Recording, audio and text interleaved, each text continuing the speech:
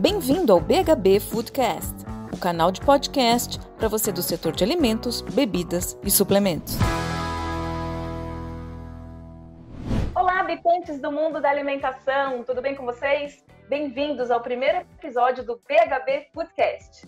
Se você de alguma forma trabalha com a produção e inovação de alimentos, bebidas, suplementos, você aterrissou no lugar certo. Esse canal foi feito pensado em você. E hoje é o nosso episódio inaugural. E aí, mulherada, vocês estão prontas? Uhul, bem animada aqui, hein? E você, Sá? Eu também, a gente tem muito assunto aqui para dividir com vocês, vambora? Vamos lá. Vambora, eu também estou muito animada, estou super orgulhosa de ver esse nosso projeto saindo do papel. A gente já tinha esses planos dentro do coração já há algum tempo e eles estavam previstos para mais para o fim do ano. Mas eu imagino que assim como você, nosso ouvinte do podcast, também teve que acelerar vários processos aí de inovação e digitalização do seu negócio, devido às circunstâncias não tão boas assim que a gente está vivendo, esse podcast está saindo do ar aí, está saindo do forno de uma forma mais rápida para ajudar vocês também a trazer soluções inovadoras dentro do negócio de alimentos. Bom, como todo podcast que se preza tem uma vinheta, agora eu vou ter o prazer de chamar aqui a nossa primeira vinheta. Roda a vinheta! Eu sou Carol Godoy, trabalho há muitos anos já no mercado de alimentos, não vou contar quantos aqui para não denunciar a minha idade, mas também nas horas vagas sou apresentadora desse podcast. E eu tenho a honra e o prazer de ter aqui comigo nesse episódio inaugural as responsáveis originais por toda essa loucura que a gente está vivendo aqui. Cíntia Antonácio e Samantha Macedo, as fundadoras da Equilibrium Latam, minha dupla não sertaneja favorita. Cissa, bem-vindas ao nosso podcast. A casa é literalmente de vocês, certo? Para a gente começar aqui por ordem, vamos dizer assim, de idade, Samantha, o que você acha da gente começar com a Cíntia? Começar com os mais velhos, vamos ser respeitosa, né? Essa vantagem Um bullying interno aqui, gente. Quem não conhece a Cíntia tá perdendo. É a única autodenominada Senior Millennium que existe. Vocês vão entender um pouquinho sobre tudo que tem aí dentro da cabeça da Cíntia nesse podcast. A gente vai dividir aqui com vocês algumas coisas. E a nossa proposta hoje é trazer, como o título do podcast diz, um pouco do cenário do que a gente pode sentir do mercado de alimentos no Brasil, né? Nas nossas terras tropicais. O porquê que a gente acredita que esse podcast vai ajudar bastante o empreendedorismo e a indústria de alimentos aqui no Brasil. Cíntia, pegando esse gancho aqui, conta para a nossa audiência por que é BHB e o que a gente se propõe aqui de trazer de valor para esse pessoal que está nos assistindo. Olha, só não vou deixar passar o Sênior Milênio, vou explicar essa questão. Como uma boa inovadora e futurista, além do expertise que a gente vai acumulando ao longo dos anos, com os erros e acertos e tudo que a gente vive, viaja e estuda, nós temos que nos reinventar sempre com essa juventude, com o novo, com o diferente. Então eu me supro aí de muito contato com essa galera jovem, os early adopters e toda essa energia dos millennials, e aí nada mais justo do que me classificar Sênior Millennial, junto as duas coisas, hein? Mas enfim, pegou, hein, Carol? Pegou essa questão. O BHB, por isso esse nome, né? De onde vem esse nome, BHB? Veio de uma iniciativa interessante lá atrás, que inclusive nós estávamos juntas, né, Carol? BHB, a construção do Building Healthier Brands. Por isso esse acrônimo aí de BHB. O Building Healthier Brands, que surgiu como um evento há 9 anos, aliás, agora temos a 10ª edição por vir, justamente nesse ano de ruptura. Vai ser simbólico isso, hein?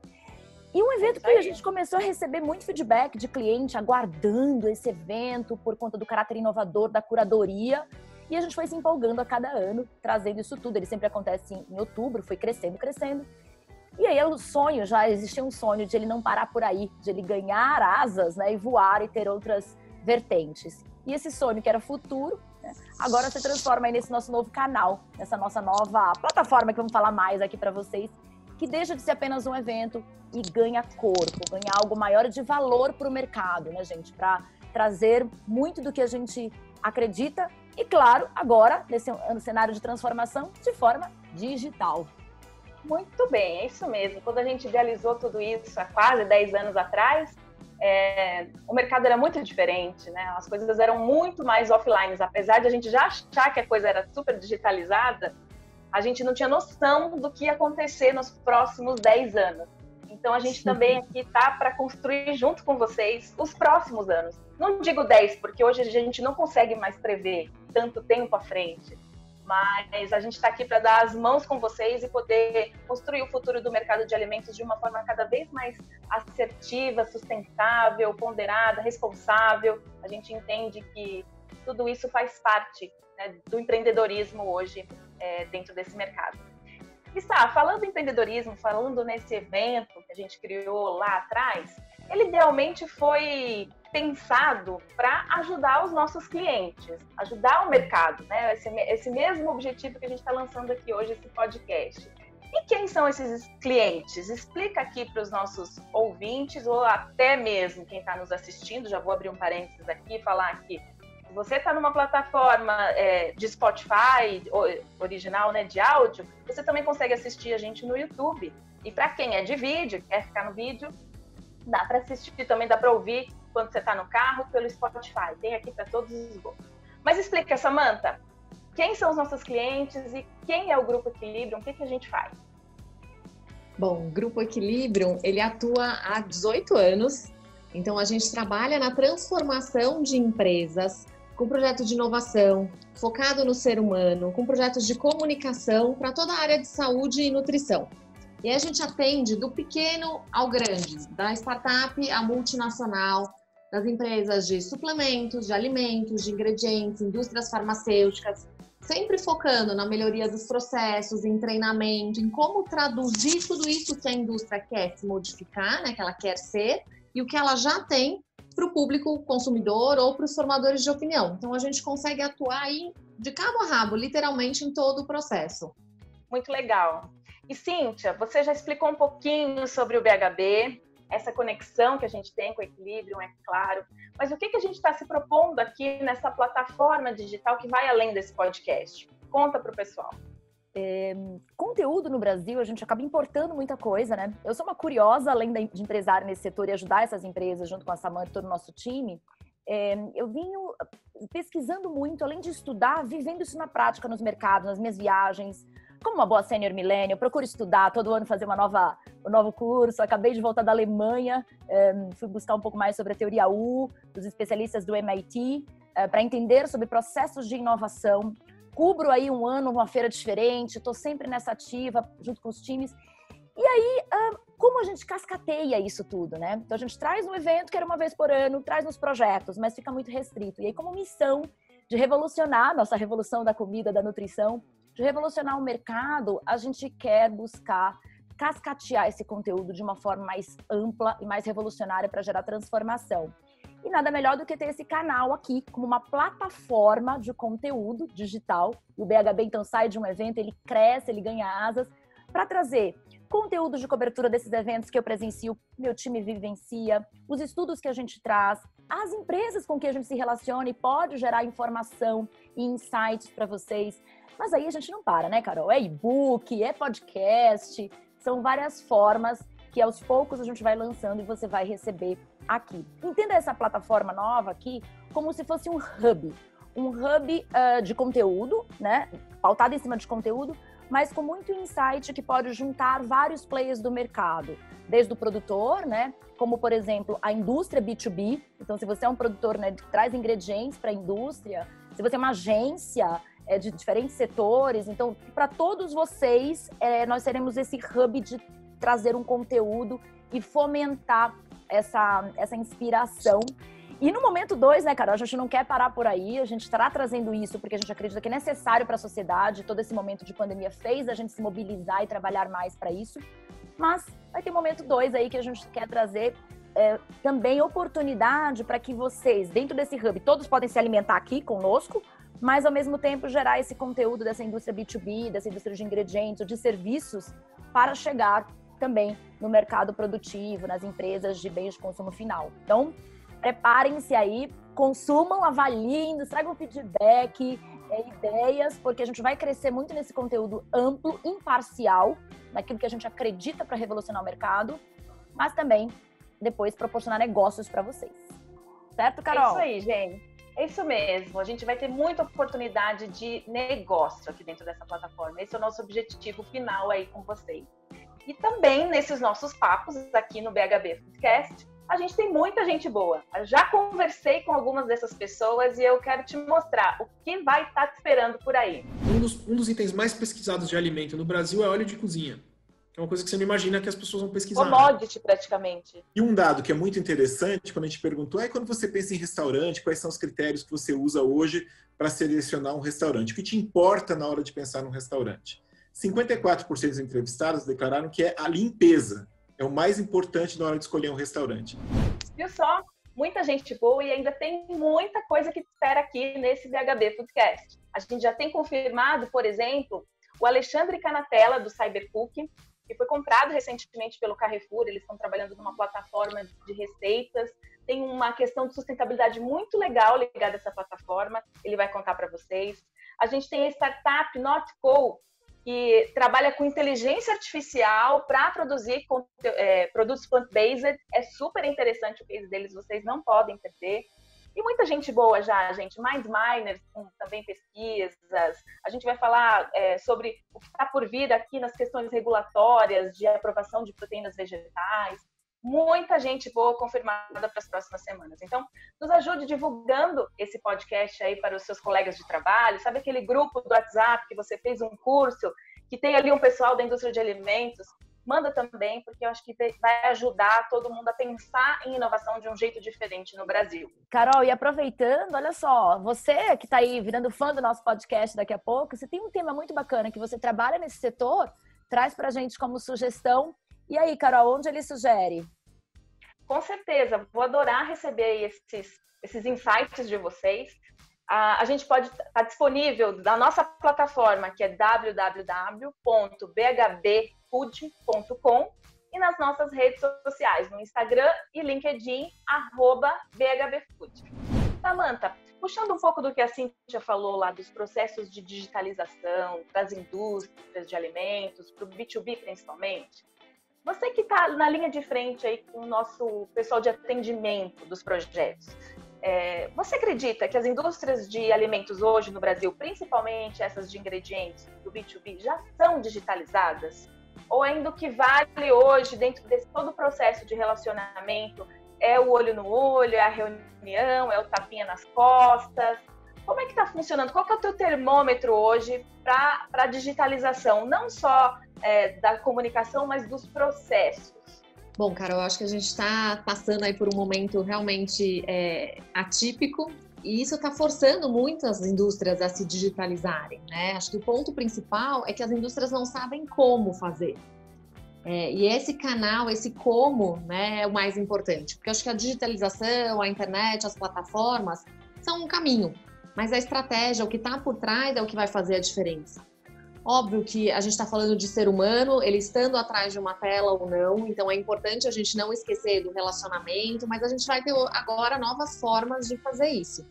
E aí aqui eu não estou falando só de ter perfil em rede social, em fazer artigo no LinkedIn, a gente precisa ter uma estratégia maior por trás disso, fazer, testar, ajustar o que não está funcionando, fazer de novo, ver o que deu certo e aí sim investir. Então é um processo um pouco mais complexo, que a gente está aqui para ajudar os nossos clientes, mas que é uma necessidade cada vez mais latente, porque realmente, assim, de uma hora para outra, a gente precisou se digitalizar e se reinventar para viver essa realidade de agora, né? Então, acho que é importante as pessoas realmente abrirem a cabeça e não só achar que ter uma rede social, que ter uma comunicação online, isso é digitalizar, porque não é.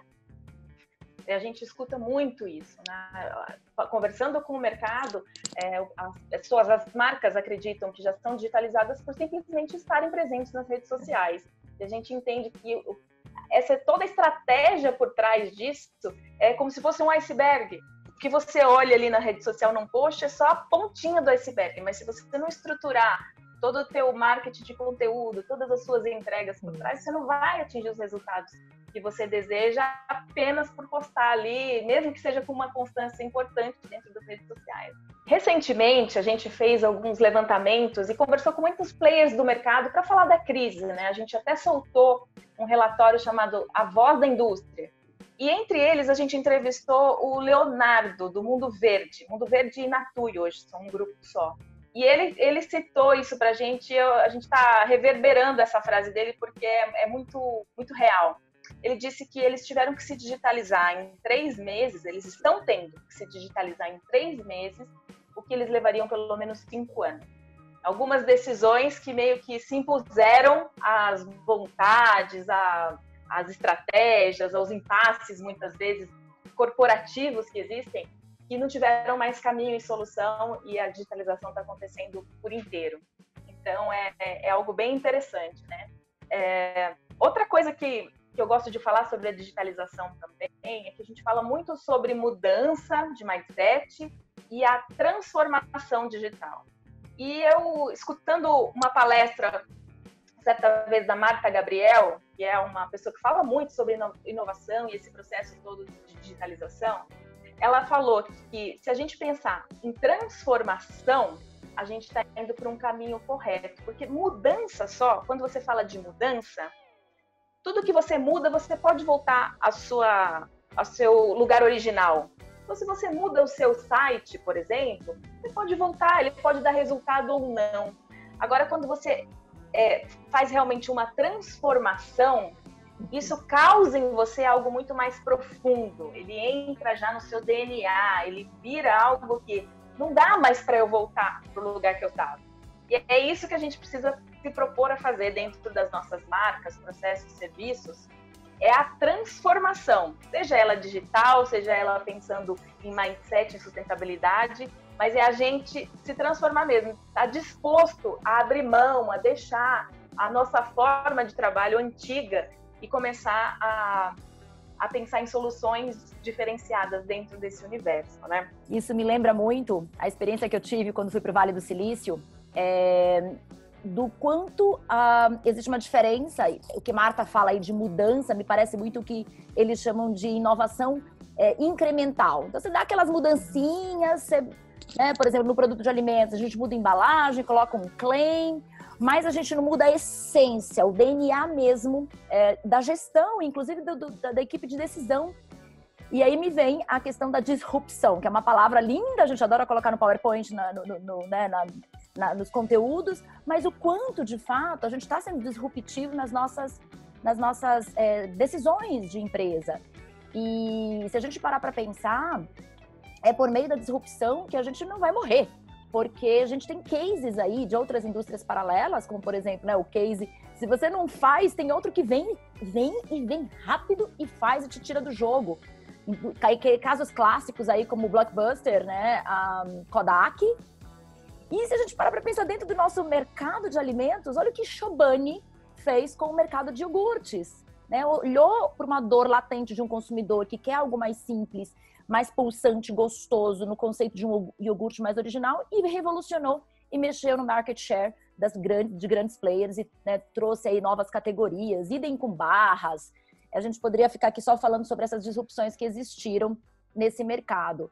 E se a gente parar para pensar, até muito das pesquisas que a gente faz no nosso mercado, por exemplo, você pega o core das empresas. Se a gente pega o core de uma empresa B2B, de ingredientes, o que é o core deles? Não é comunicação, né?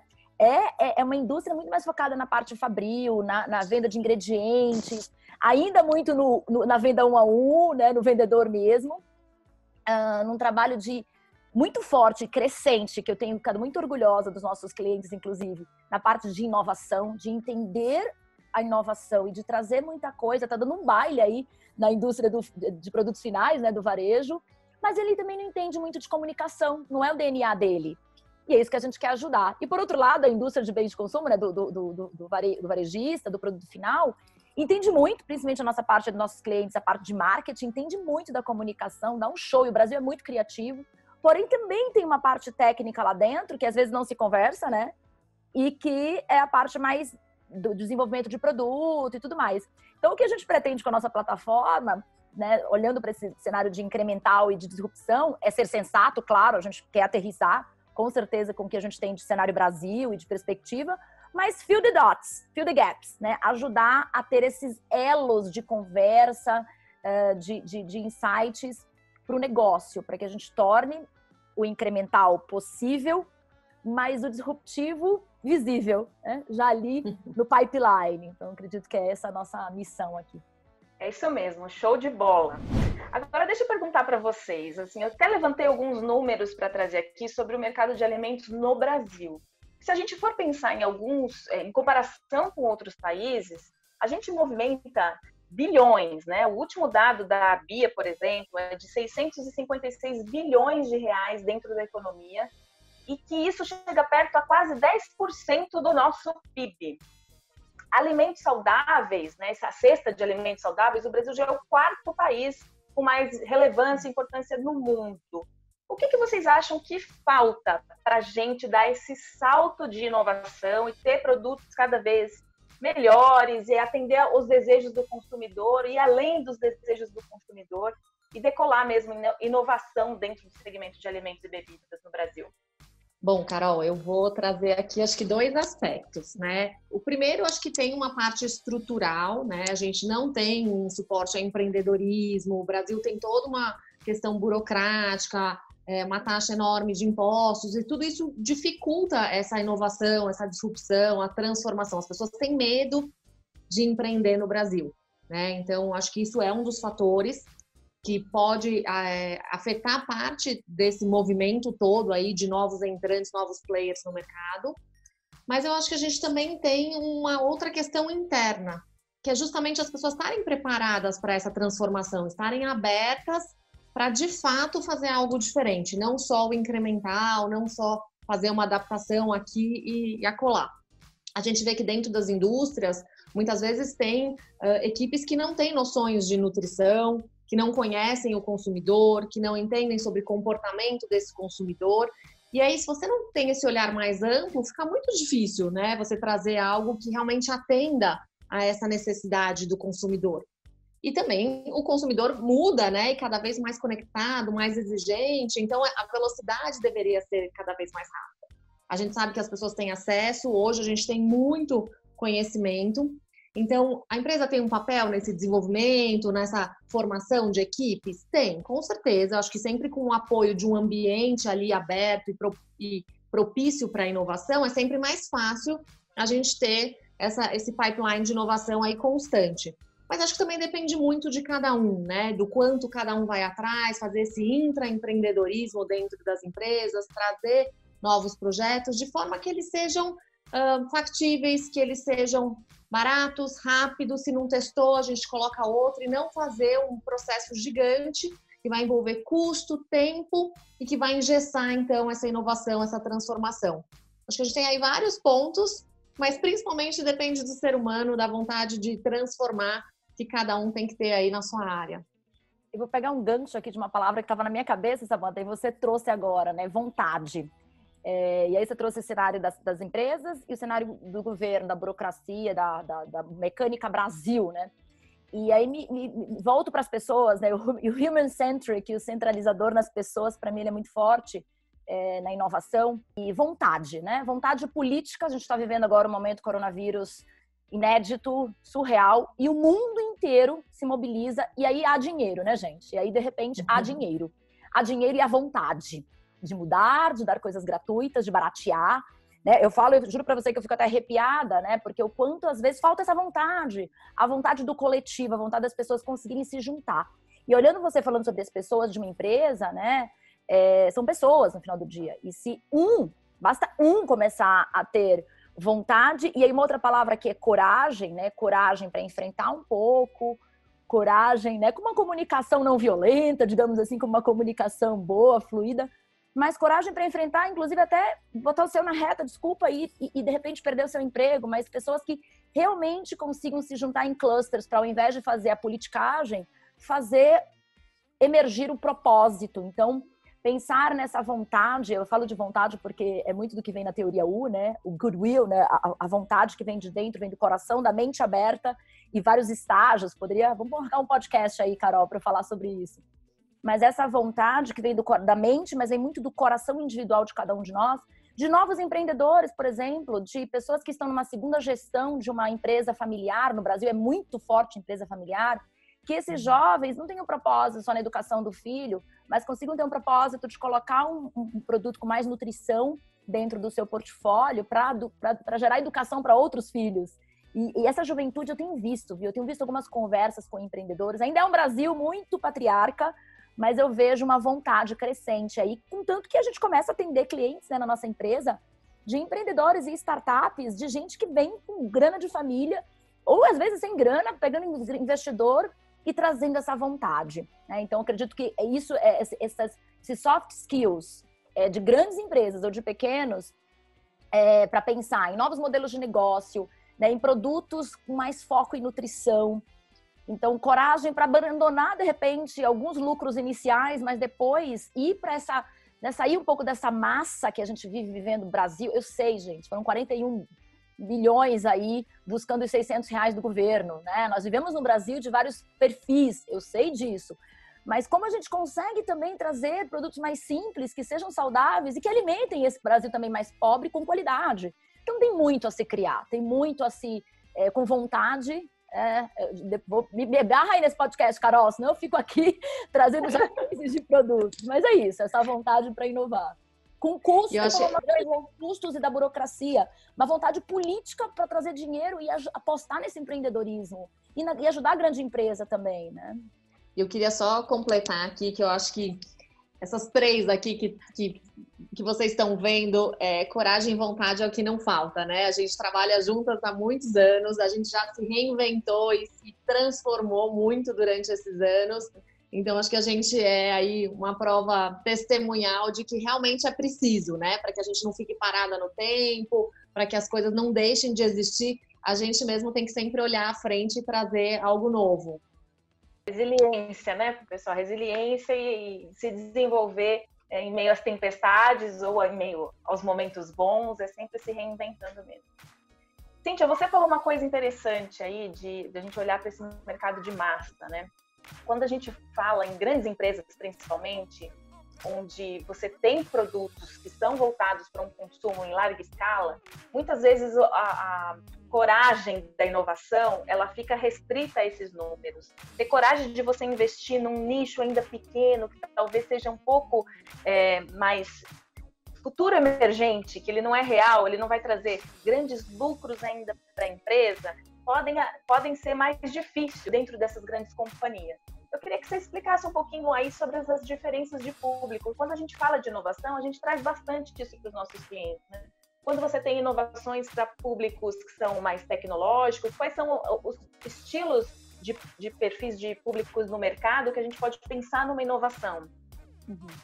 A gente tem estudado bastante em relação a isso e ao longo desses anos todos e dos últimos 10 anos mais focado em ajudar essa indústria nacional a se reinventar e trazer mais inovação, emerge a necessidade de estudos e a gente fez uma parceria, inclusive com uma metodologia sueca que tem trabalhado para grandes empresas, que é o do Health Marketing Team, e vai abrasileirando tudo isso e agregando conhecimento aqui, né? Fiz especialização agora em Design Thinking para entender melhor esse consumidor, desejos e anseios.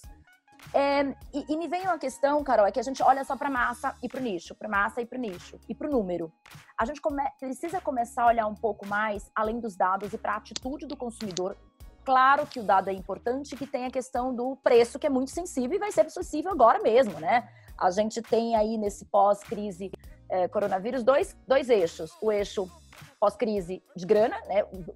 O bolso vai ficar mais curto por toda a instabilidade econômica, mas a gente espera, e a Samantha pode falar mais da curva em V, ou a curva em U, não o V da China, mas a curva em U, que a gente tende a recuperar rápido também. E aí o segundo pilar, que é a questão da nutrição. Vai começar a ser mais emergente nesse futuro, esse olhar mais crítico e mais necessário para a nutrição, sim.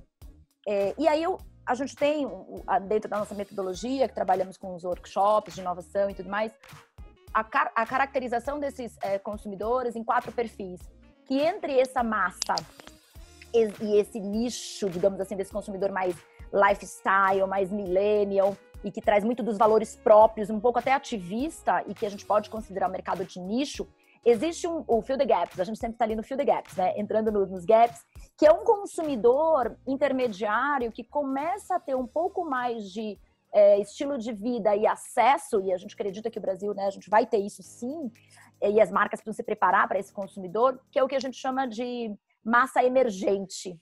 É aquela pessoa que começa a ter um pouco mais de informação, ela começa a ter um pouco mais de necessidade, é uma mulher que de repente é mãe, e ela começa a falar assim, opa, preciso ter uma solução melhor, preciso trabalhar e prover uma boa refeição para o meu filho. O que tem de qualidade? Começa a ver o Instagram, começa a ver um programa de saúde, e ela é extremamente influenciada por aquele mercado por aquele alfa, né? Pelo early adopter de nicho. Aquele cara que está no Instagram, que é o ativista, que de repente não é pro teu produto, que está nos ouvindo aqui, não é o consumidor target pro teu produto, mas ele influencia essa massa emergente no mercado altamente antenado agora em saúde e nutrição, mais digitalizado, onde a informação vai chegar mais rápido, mais compra online, mais acesso, mais marcas sendo provedoras de serviço e de informação. Então, a gente precisa olhar para essa massa emergente, uma massa que eu considero, de tudo que a gente estuda, uma massa que tem dois valores, né, principais. O valor da solução, para ele, um produto tem que gerar solução. E solução, gente, não é um produto caríssimo, né? É um produto que tem que ser solução para o bolso também. Mas é um produto que é prático. Então, é um produto que funciona no estilo de vida agitado das grandes cidades. E terceiro, o que é aspiracional lá que ele está olhando no cara do lifestyle. Então, são atributos e é muito legal a gente começar a estudar as atitudes e o que é valor para esse consumidor, porque tem campo crescente aí que não é mais aquele nicho ou aquela massa. Não tá, a vida não está tão simples assim. Tem mais angu nesse negócio aí, né? Com certeza. Pensando aí nesse angu, deixa eu colocar mais um temperinho nessa panela, nesse angu que você falou mesmo. Você falou sobre a nutrição, como a nutrição hoje tem um papel maior, mais amplo, mais democrático. E eu queria perguntar da Samantha. Samantha, eu queria que você explicasse um pouco para o pessoal que está ouvindo a gente, também contextualizasse aqui se você acredita que as marcas já entenderam que a gente vive um outro momento hoje da nutrição, e que talvez o que a gente come não é tão importante, ou é importante sim, mas mais importante é o contexto que a gente come, o porquê a gente come. Explica um pouquinho aí esses conceitos de nutrição comportamental que a gente tem tão enraizado aqui dentro dos nossos projetos, e me diga se você acha que a indústria de alimentos já acordou para isso aqui no Brasil. Pois é, Carol, acho que a gente vive aí cada vez mais uma dicotomia, né? As pessoas a gente tem o Guia Alimentar, que foi lançado em 2014 e que trouxe uma nova classificação para os alimentos, o que gerou um burburinho, né? Será que o industrializado pode fazer parte, não pode fazer parte? O que é comida de verdade, o que não é comida de verdade? E a gente até trouxe essas questões num texto aqui na plataforma, justamente porque, gente, não existe comida de verdade.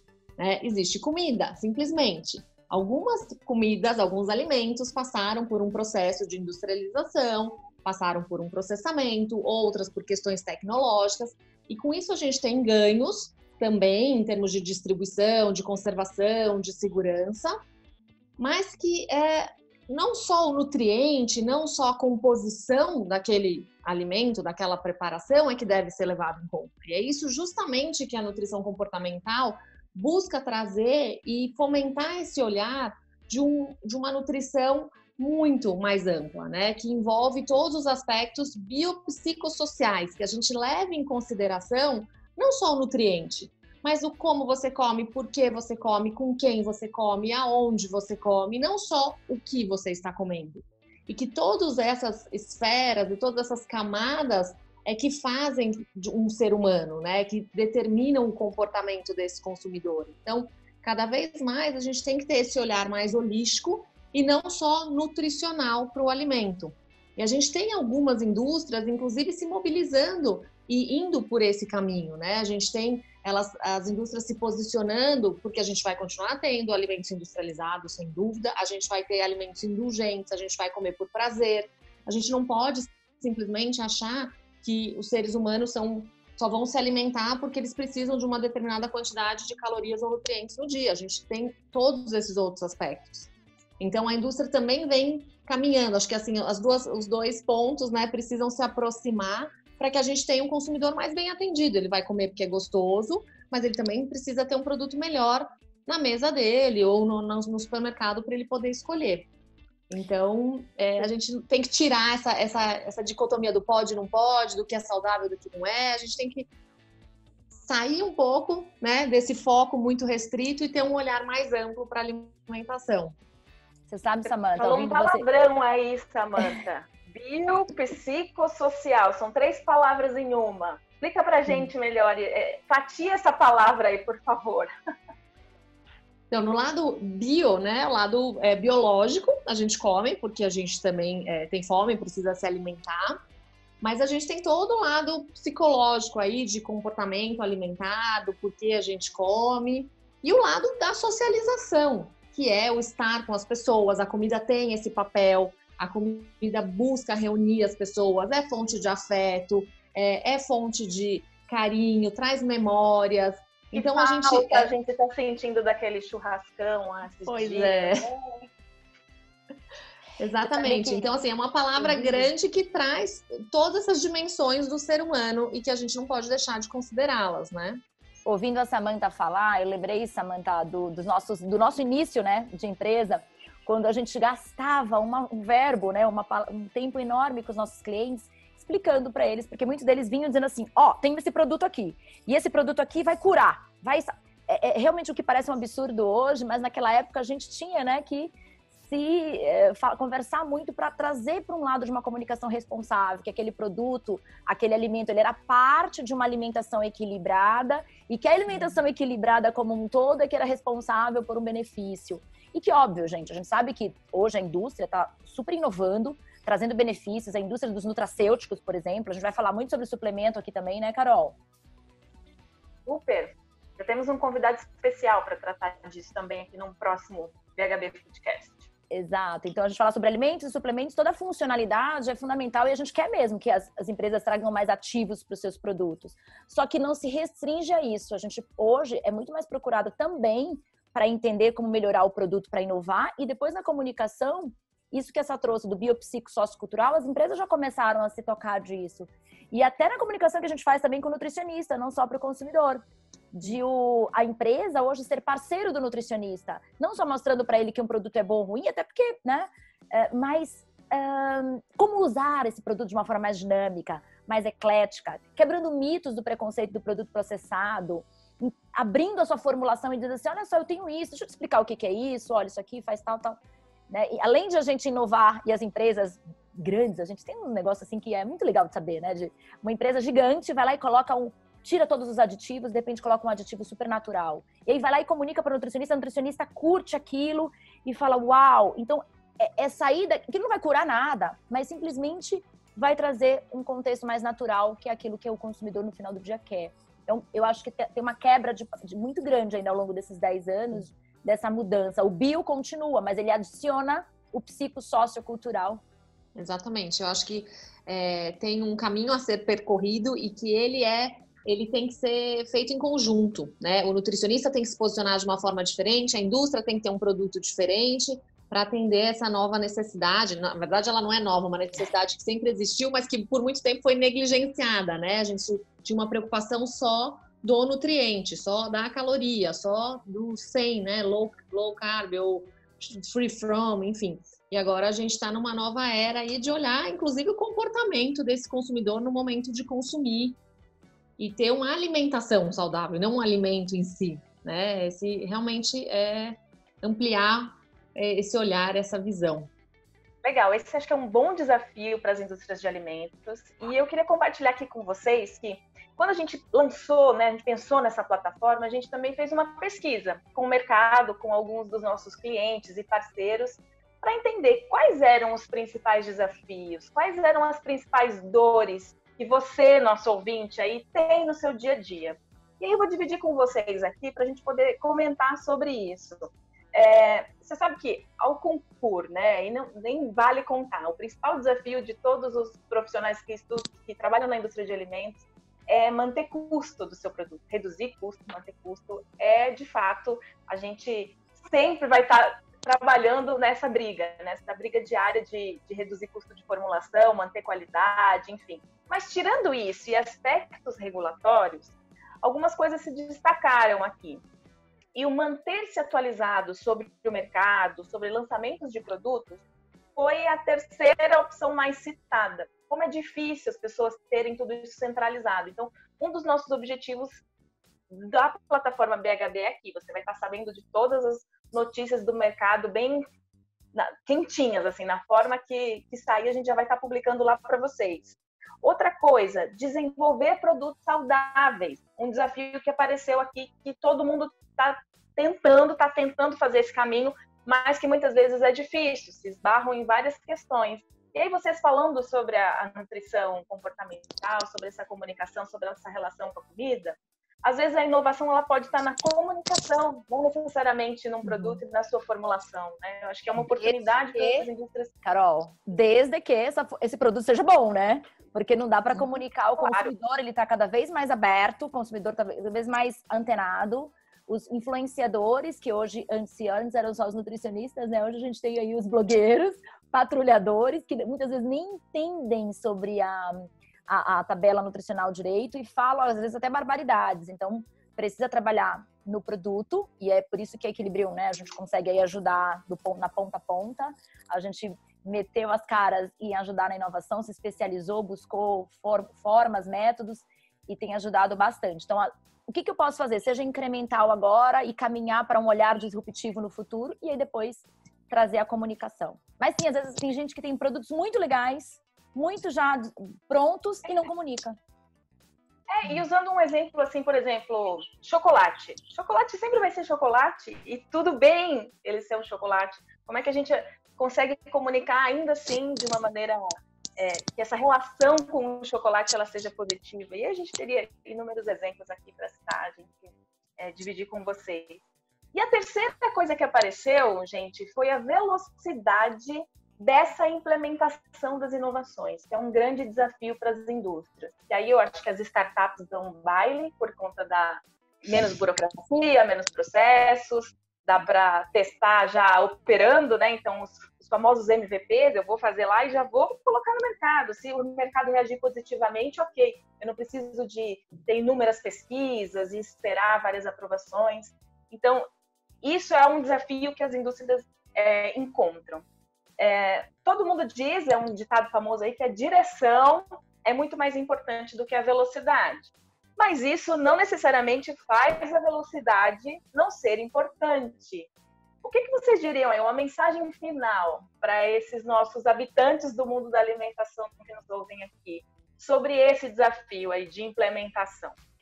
Bom, eu vou começar aqui. Eu acho que a gente está numa fase crítica, sim, onde a velocidade passou a ser cada vez mais importante. A gente viu aí as empresas se reinventando da noite para o dia, produzindo, parando linha de produção, mudando, adaptando embalagem para atender. A gente teve empresas que colocaram o álcool gel em 2 dias no mercado, né? Que conseguiram distribuir, enfim. Então, realmente, como a Cíntia falou, nesse momento crítico, o dinheiro aparece e a vontade surge aí em prol de um bem comum. Então, acho que se antes a gente tinha um mundo já VUCA, agora ele é ao cubo, né? Então, assim, tem essa incerteza e, ao mesmo tempo, a gente não sabe, né, para onde vai, quanto tempo isso vai durar, como é que a gente vai se recuperar. Mas acho que é no caos também que a gente se desenvolve. A Carol falou sobre isso. E a gente precisa aproveitar, então, esse momento de vulnerabilidade, enxergar essas oportunidades para o desenvolvimento de novas rotas. Essa reinvenção precisa acontecer agora, porque o mundo que a gente vai encontrar não vai ser o mundo que a gente deixou, vai ser o que a gente chama aí de novo normal. Então, acho que a gente precisa estar realmente preparado. E muitas vezes as pessoas se recolhem no caos, né? E aí sofrem, né? E ficam, meu negócio vai acabar, ou será que eu vou conseguir manter?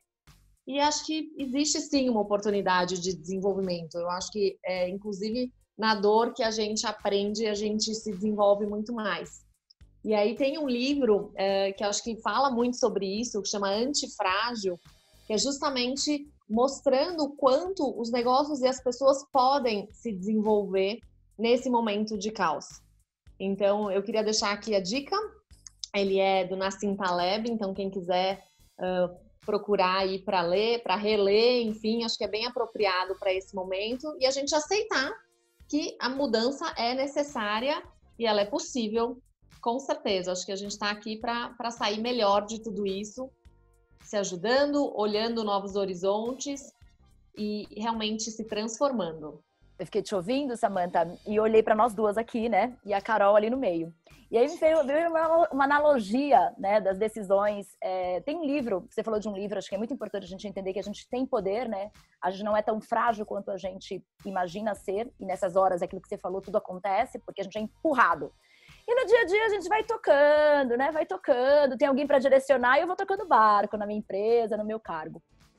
E eu acho que esse momento que aconteceu agora veio ensinar pra gente, né, que a gente pode, né, que a gente não é tudo isso. Então, muito legal esse livro.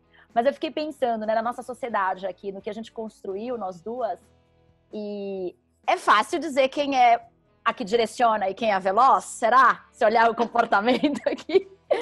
E eu acho que essa gestão, né, ninguém é bom em tudo, então a boa gestão, ela tem que ser sempre complementar. Então, é claro que eu direciono áreas em que eu trabalho, que eu atuo, que é mais o relacionamento com o mercado, parte da inovação, você na comunicação e na gestão. Mas acho que tem que ter gente olhando para os dois lados. Tem um outro livro, já que a ideia é citar um livro aqui, né? Vou aproveitar só deixa colocar, que chama Blitzscaling. E que vem muito dessa mentalidade das empresas de tecnologia, que, cara, não está perfeito ainda, mas vamos veloz pra gente aprender rápido. E a gente vai iterando, né? Que é a coisa do sprint, do design thinking, de todas essas metodologias modernas de gestão. Bacana! Só que em algum momento tem muita gente pensando nessas empresas e direcionando, porque se o barco não tem uma rota, né, gente, eles aceitam qualquer caminho. Então, Carol, respondendo aí a tua questão, eu acho que tem que ter os pensadores, os sensatos, os neutros, os analíticos, os reflexivos. Samantha, obrigada por ser isso na nossa empresa, a gente está sempre ali ponderando, não me freando, porque acho que isso é fundamental, esse outro contraponto, não frear, mas às vezes dizendo assim, calma, olha para cá também, dá uma esperada aqui, isso aqui pode ser tal momento, ou do tipo, tá bom, o que eu preciso fazer para acelerar? Então, é ter esse contraponto nas duas facetas, né? Acho que tem que ter um direcionamento, uma hora que sabe para onde tem que ir, gente, e a maioria das empresas, muitas vezes, fica ali num momento de muita definição. E eu falo, cara, se tu não errou no processo, é porque tu não fez. Então, em algum momento vão ter erros. Vamos cultivar a coisa dos erros. Algumas cagadas podem ser aceitas numa empresa sem a culpa e a punição. E aprender com o erro. E aí ganhar velocidade. Mas sempre ter essa coisa do direcionamento. E aí, Carol, te olhando aqui, né? Você é justamente esse ponto de equilíbrio entre nós aqui nesse sentido, né? De aceitar minha velocidade, mas dizer assim, Samantha, vem cá, olha aqui, vamos ver o que a gente faz com essas ideias da Cíntia. E ter gestão múltipla, por isso se fala tanto em diversidade hoje no mundo, e diversidade não só de perfis, mas de etnia, de nível social, de experiência e bagagem de vida. E que a gente faça valer essas diferenças, né? Mas não adianta também chegar... Vamos fazer um workshop de inovação, bota todo mundo lá para co-criar, mas no final do dia tem um top-down ali na frente, né? Sim. E uma das coisas que eu aprendi indo para a Alemanha agora recentemente com o pessoal lá do MIT, da teoria U, foi justamente que a gente precisa ter uma cultura de colaboração. Não adianta juntar todo mundo numa sala e falar, vamos ser todo mundo igual e co-criar e reinventar a empresa, né?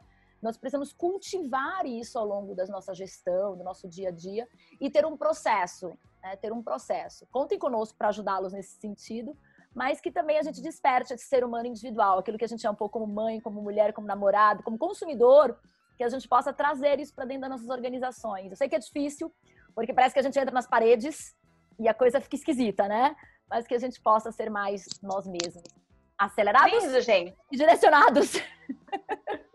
Vamos lá. Adorei. Eu quero agradecer vocês em especial por me deixar fazer parte de tudo isso que vocês falaram, que é assim mesmo, o nosso dia a dia é esse, e incentivar todas essas pessoas que estão nos ouvindo aí dentro das suas organizações que a transformação comece por elas.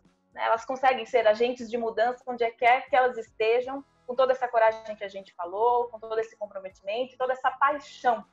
E se você sentiu paixão aqui no que a gente fez hoje, no nosso mundo dos alimentos, das bebidas, dos suplementos, que é o que a gente ama fazer, trabalhar com isso, compartilha esse vídeo, compartilha esse áudio com quem você acha que pode também ajudar, levando essa informação para cada vez mais pessoas. Te espero na próxima edição. Combinado? Um abraço, gente. Obrigada. Obrigada. Parabéns, Até a próxima. Tchau, gente. Obrigada. Obrigada.